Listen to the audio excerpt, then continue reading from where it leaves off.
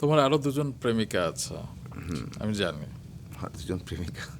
দুজন বলবো না, দুটি প্রেমিকা আছে, তুমি আচ্ছা। বিদেশ থেকে এনেছো, দুটো ক্যামেরা। এবং তুমি নাকি আপনি সব এত কিছু জায়গায়। কিভাবে জানেন? আমি সব জানি, মাই গড! ভালোবাসি না। ধরুন ভাই, আপনি দরবেশ। তুমি নাকি দুটো ক্যামেরা নিয়ে সব জায়গায় যাও এবং ছবি তুলো, আর তুমি কিন্তু নিজেও আমার ছবি তুলেছিলে 1-2 বছর আগে। তো তুমি গাছ, লতাপাতা, পাখি, স্পেশালি মানুষের, বিভিন্ন ধরনের মানুষের বিভিন্ন ধরনের এক্সপ্রেশন তুমি ছবি তুলো। তো শখকে কখনো প্রফেশন হিসেবে নিতে চাও? না, এটা শখ হিসেবেই থাকবে মানে। ধর তুমি ওয়াইল্ড লাইফ ফটোগ্রাফার, কিংবা থাকে না যে।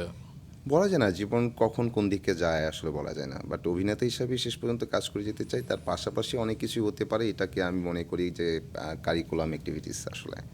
হ্যাঁ, এটা চলুক, এটা আমার ভালো লাগে। আমি একটা ভালো ছবি তুলতে পারলে আমার নিজের যে আনন্দ, সেটা তো আমি কি করে বোঝাবো। আমার ভীষণ ভালো লাগে একটা ভালো ছবি তুলতে পারলে, মানে ছবিটা তোলার পর যদি আমার ভালো লাগে যে বাহ, ছবিটা সুন্দর।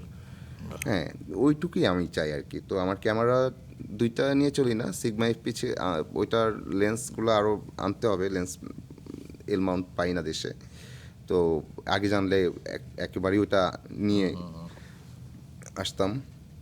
আর লাকিলি যে ফুজি ফিল্ম নেওয়ার পর এটার লেন্স পাওয়া যায়।